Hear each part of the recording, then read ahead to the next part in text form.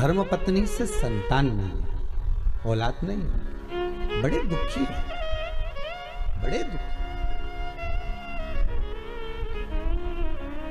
अच्छा, संतान नहीं हो, किसी नारी की गोद अगर, स्त्री की गोद अगर खाली रह जाए तो भी दुख होता है उसको कि मेरे घर में औलाद नहीं, संतान नहीं। हम कई बार कहे, आज फिर कहते हैं, ये टेस्ट भी बाद में कराना, सारी जांचें बाद में कराना। एक बार शंकर का भजन कर कर देख लो। सब जगह से अगर हार जाओ और सारे रिपोर्ट आपकी आपने सब दूर दिखा ली, तो एक बार शंकर पर भरोसा कर कर तुमरुका जी का नाम लेकर सफेद आंकड़े की जड़ को शिव जी पे से रजस्वला धर्म के 7वें दिन 21 बार घुमा लो। नाम गोत्र बोलकर कमर में लाल धागे में बांध लो। पीपल के पत्ते शिव जी को चढ़ाओ, उठाकर लाओ। उस एक पत्ते को रात्रि को गाय के दूध में उकालो और उस दूध को दोनों पति पत्नी पियो। साथ रहिए, समय आएगा, बाबा चाहेगा तो 3 या 4 महीने में गर्भ ठहर ही जाएगा। सारे डॉक्टर को दिखा लिया अपनी जगह, टेस्ट भी करवा लिया अपनी जगह, पर एक बार प्रयोग, और वो विश्वास रखकर करना पड़ेगा। शंकर पर जो भी कार्य कर रहे हो आप, जो उपाय कर रहे हो आप, शिव का स्मरण कर, भगवान पर अगर विश्वास रखोगे, भरोसो दृढ़ इन चरणन कहो, श्री वल्लभ नखचंद्र छटा बिन सब जगमा ही अंधेरो। अगर भरोसा है तो शंकर है, और भरोसा नहीं तो शिव कहां से। विश्वास लेकर अगर आए हो तो काम तो होगा। ये लोग काशी से आए हुए हैं, विश्वास लेकर ही तो आए होंगे कि हम जाएंगे शंकर की कथा में तो बाबा कृपा जरूर करेगा। कई लोग यहाँ पर बैठे हुए हैं जो विश्वास लेकर आए हुए हैं, दूर दूर से आए हुए हैं, केवल विश्वास लेकर कि भगवान कृपा करेगा किसी न किसी रूप में। मुझे विश्वास है कि बाबा मेरी सुनेगा। और फिर कहता हूं, कथा में अगर आपने मन लगा लिया, भले टीवी चैनल के माध्यम से श्रवण कर रहे हो, भले मोबाइल के माध्यम से श्रवण कर रहे हो, भले पंडाल में सुन रहे हो, बाबा से अगर दिल से आपने अगर कह दिया तो 3 महीना बहुत होता है सब कामना पूरी होने के लिए। मेरा बाबा आपको कुछ ना कुछ दे ही देता है, बस आपकी रुचि के अनुसार सुख प्रदान कर ही देता है। आप उस पर विश्वास, भरोसा, भटकना नहीं है हमको, मार्ग से विचलित नहीं होना। आपके जीवन में ऐसा लगने लगे कि हाँ बहुत कष्ट है, कर्जा भी बढ़ गया, तकलीफें भी बढ़ गई, बहुत दुख भी बढ़ रहा है, कहीं परिवार सही नहीं चल रहा है, तो प्रयास करते रहा करो। हफ्ते में एक बार 1 चावल का दाना जल के पात्र में डाल लिया, 1 काली मिर्च जल के पात्र में डाल ली, और उस जल को ले गए, थोड़ा सा चंदन का छींटा डाल दिया, ले जाकर शिव जी को समर्पित कर दिया। शंकर को जल चढ़ाने के लिए 5 स्थान हैं जहां शिव को जल चढ़ाया जाता है, और शंकर उस जल को स्वीकार करते हैं, जिसको पंचगंगा कहा गया। 5 स्थान,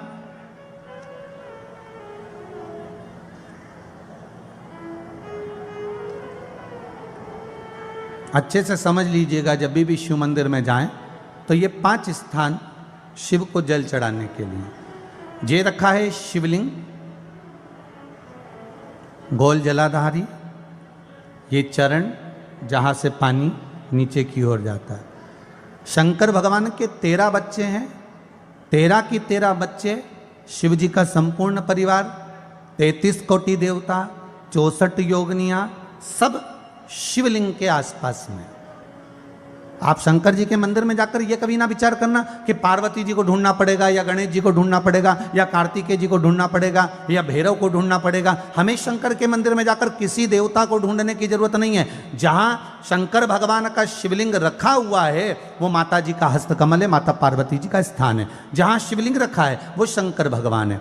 जहां जलाधारी है, उस जलाधारी के पास में जहां पानी बहता है, बीच में अशोक सुंदरी का स्थान है। जहां से पानी बह रहा है उसका राइट भाग, वहां गणेश जी का स्थान है, लेफ्ट भाग कार्तिकेय जी का स्थान है। शंकर भगवान के ऊपर जो जल गिर रहा है वो शंकर भगवान की 5 लड़कियां, जया, विषहरा, शामली बारी, दौतली, देव, ये शंकर जी की 5 बेटियां ऊपर हैं। जहां से पानी बहकर उस निकासी से, जहां नाली बनी रहती है, पानी जहां से निकलकर बाहर मंदिर के जा रहा है, वो 33 कोटि देवताओं का स्थान है। इसलिए सारे मंदिरों की परिक्रमा हो सकती है, पर शंकर जी के मंदिर की परिक्रमा नहीं करते, क्योंकि वो जल जो जा रहा है वो 33 कोटि देवताओं का स्थान है, उसको हम लांग नहीं सकते। वो स्थान जल चढ़ाते समय आप इसका स्मरण रखें।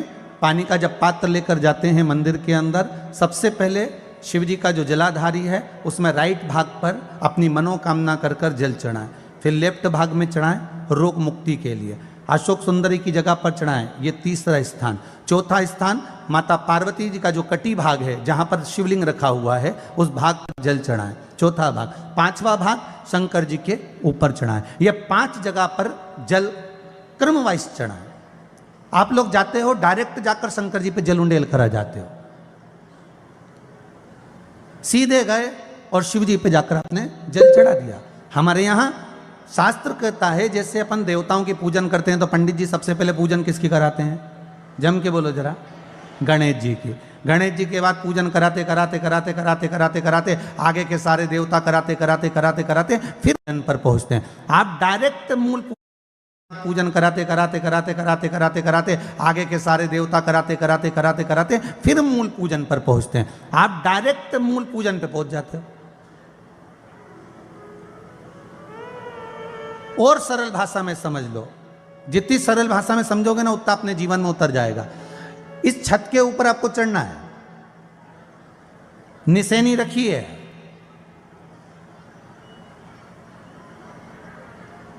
पाए लगे हुए हैं, आप कैसे चढ़ोगे?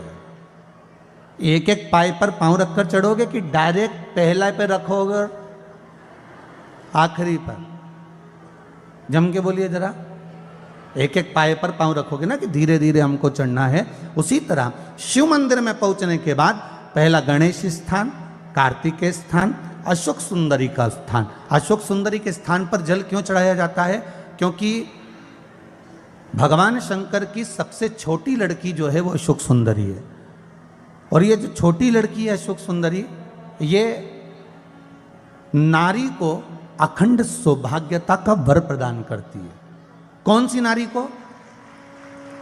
किस नारी को अखंड सौभाग्यता देती है? तो महाराज शास्त्र कहता है जिस नारी के भाग्य में लिखा होता है कि इसको वैधव्य होना है, इसके पति को समाप्त होना है, अगर वो नारी अशोक सुंदरी वाली जगह पर जल चढ़ा देती है तो पति पर अगर काल भी मंडरा रहा होता है तो मां अशोक सुंदरी महाकाल से कहकर काल को टाल देती है। वो अशोक सुंदरी का स्थान, वो माता अशोक सुंदरी का स्थान।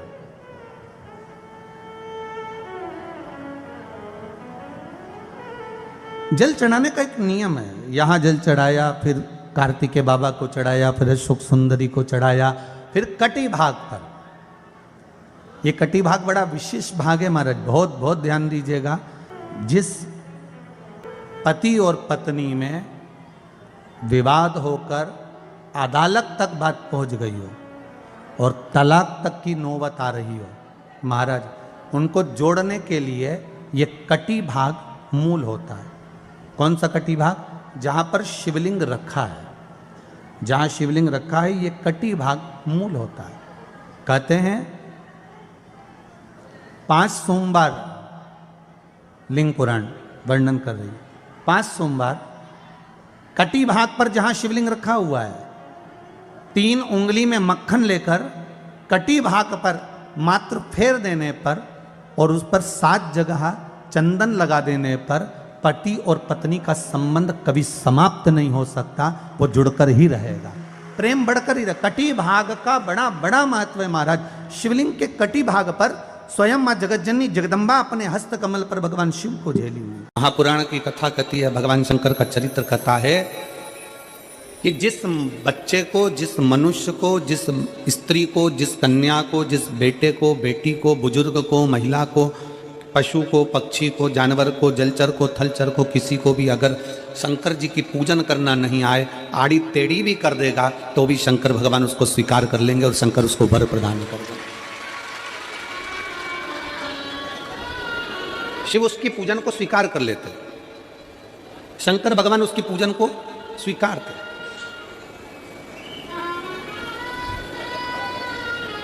कोई दुनिया में आकर तुमसे कह देना कि मैं बहुत बड़ा मैं इतना विद्वान हूं कि मैं भगवान की पूजन सबसे अच्छी करता हूं।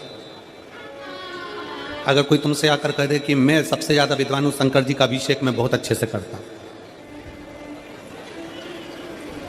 कोई तुमसे आकर कह दे कि मेरी पूजन में कोई कमी नहीं रहती, मैं इतनी अच्छी पूजन करता हूं, कोई विद्वान से विद्वान व्यक्ति भी आकर तुमसे कह दे कि मैं शंकर जी का अभिषेक इतना इतना विद्वत्ता में कराता हूं कि मैं शंकर जी की आराधना सबसे श्रेष्ठ कर सकता हूं, तो मान लेना कि शिव मिल नहीं सकते, शंकर नहीं मिल सकते। शिव जी की पूजन वही स्वीकार है जिस पूजन में थोड़ी सी कमी रह जाए। पूजा की थाली लगाकर पशुपति व्रत करने के लिए तुम मंदिर में गए, पूजा की थाली लगाकर तुम शंकर जी के मंदिर में पूजन करने के लिए गए, 16 सोमवार की पूजन कर रहे थे, संकट सोमवार की पूजन कर रहे थे, सोमवार का पूजन कर रहे थे, प्रदोष का पूजन कर रहे थे, सोमवार की अष्टमी का पूजन कर रहे थे, शिवरात्रि का पूजन कर रहे थे, सावन महीने का पूजन कर रहे थे। पूजन की थाली में सारा सामान जमा लिया तो भी मंदिर में जाकर कोई सामान याद आए तो समझ लेना कि तुम्हारी पूजन भगवान शंकर ने स्वीकार कर लिया। और मुझे विश्वास है मेरी जीजियों पर, मुझे विश्वास है मेरी बेटियों पर, मुझे विश्वास है मेरे बेटाओं पर और मेरे जीजाओं पर। मेरी जीजियों ने, मेरे जीजाओं ने, मेरी बेटियों ने कभी तो मंदिर में पूजन करी होगी। बोलो करी कि नहीं करी किसी मंदिर में जाकर पूजन? जम के बोलो जरा, करी है ना? और आपकी पूजन की थाली में, आपके पूजन की थाली में कुछ ना कुछ कमी तो रही होगी ना। कभी माचिस रह गई, कभी दिया रह गया, कभी अगरबत्ती रह गई, कभी कंकु लाए थे कंकु रह गया, कभी चंदन रह गया, कभी कोई जनेऊ रह गया, कभी सुपारी रह गई, कभी कोई प्रसाद रह गया। फिर याद आया मैं तो ये घर छोड़कर आ गई, मेरे घर पे रह गया, अब क्या करूं? शंकर जी की कथा कहती है कि शिव उपासना में अगर तुम्हारी थोड़ी सी कमी रह जाए, समझ लेना कि शंकर जी ने तुम्हारी उपासना को स्वीकार कर लिया। और यह केवल तुमसे ही मतलब नहीं है,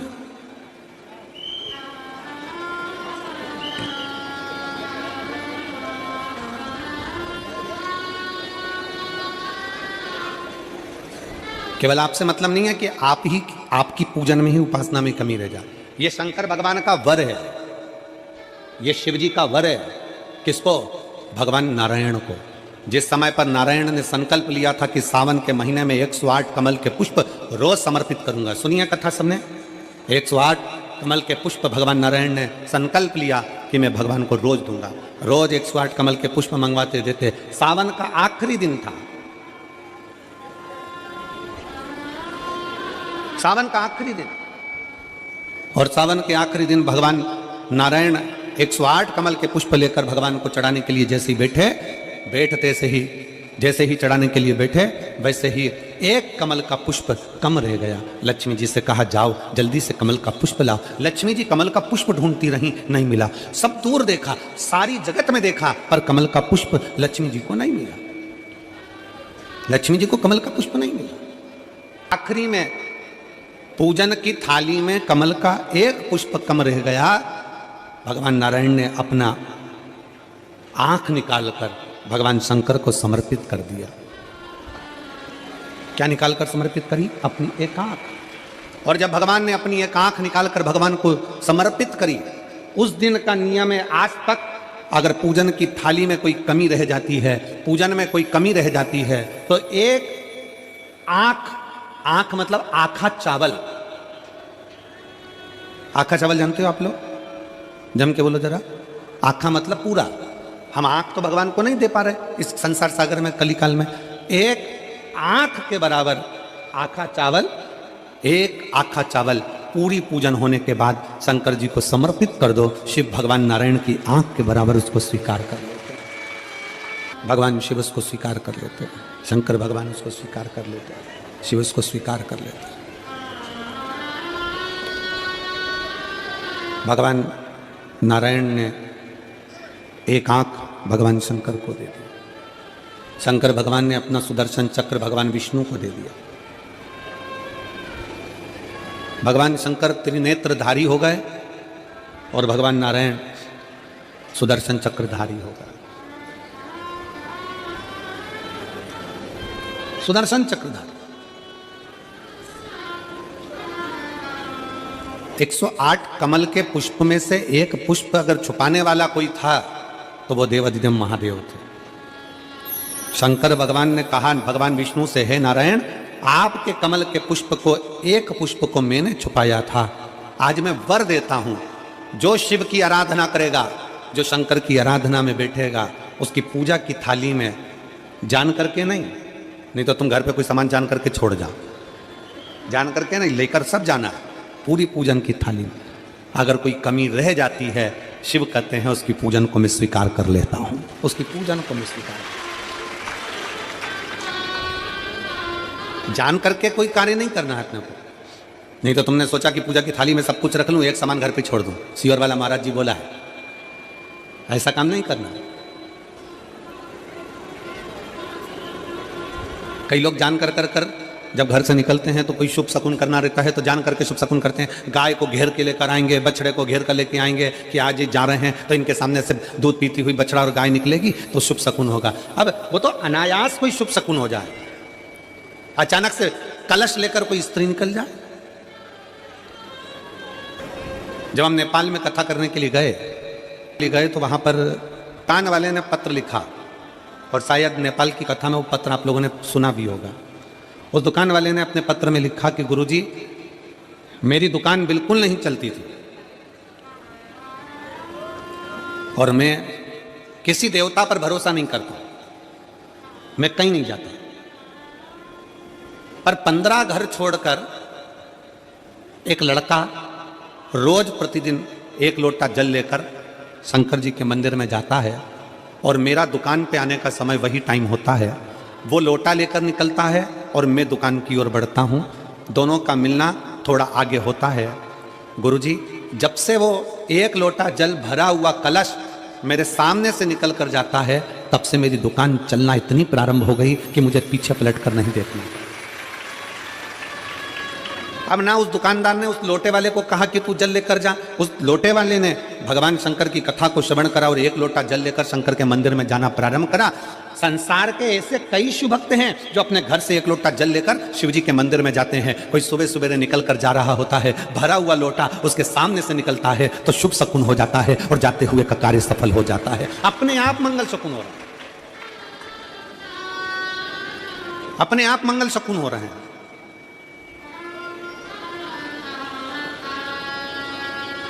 ना जाने कितनों के कार्य अपने आप हो रहे हैं और कर का हो जाता है और शिव उसको स्वीकार कर लेते हैं। मान लो कोई व्यापार, कोई दुकान, कोई फैक्ट्री आपकी ठीक नहीं चल रही है, आप ठेला लगा रहे हो, सब्जी की दुकान लगा रहे हो, कोई दुकान खोल कर बैठे हो, कोई फैक्ट्री लगा कर बैठे हो, कोई व्यापार कर रहे हो और उस व्यापार में तुम्हें आनंद नहीं आ रहा, बहुत तकलीफ चल रही है, बहुत तकलीफ, सब कुछ करके देख लिया पर वो तकलीफ मिटी नहीं रही, तो थोड़े दिन, थोड़े समय किसी भी शंकर के मंदिर में बटकेश्वर महादेव के नाम से एक बेलपत्र चढ़ाने का तरीका जरा समझ लेंगे। आप अगर जिस दिशा में खड़े हो, अगर आप शंकर के शिवलिंग के इधर हो तो बेलपत्री का डंडी का मुख आपकी ओर होना चाहिए, आप इधर हो तो डंडी का मुख उधर हो, आप उधर हो तो डंडी का मुख उधर हो, आप इधर हैं तो डंडी का मुख इधर हो। बटकेश्वर महादेव के नाम से शंकर जी के मंदिर में एक बेलपत्री पर डंडी का मुख अपनी ओर होना चाहिए, जो डंडी है इसका मुख अपनी ओर। बटकेश्वर महादेव के नाम से एक बेलपत्र शंकर भगवान को समर्पित करो बटकेश्वर महादेव के नाम से, और बेलपत्र चढ़ाने के बाद में जो तुम्हारे कलश में जो जल है, लोटे में जो जल है, वो 7 बार, लोटे का जल 7 बार, 7 बार से मतलब है अलग से लोटा भरना नहीं है, 7 बार उसी लोटे का जल जब बेलपत्र डंडी समेत समर्पित कर दें, 7 बार उस लोटे के जल को 7 बार बटकेश्वर महादेव का नाम लेकर अपनी मन की कामना कर कर बाबा से विनती करते हुए कि बाबा मेरी ये छोटी सी अर्ज स्वीकार करते, 7 बार उस जल को चढ़ाओ। लगातार कम से कम आप 15 से 20 दिन तक लगातार बटकेश्वर महादेव के नाम से चढ़ाओगे, ऐसी कोई दुकान और फैक्ट्री नहीं तो चले नहीं और आगे बढ़े नहीं और काम सुलझे। बटकेश्वर महादेव, भगवान शंकर का ये नाम, भगवान शिव का ये स्तुति, भगवान शंकर का ये नाम।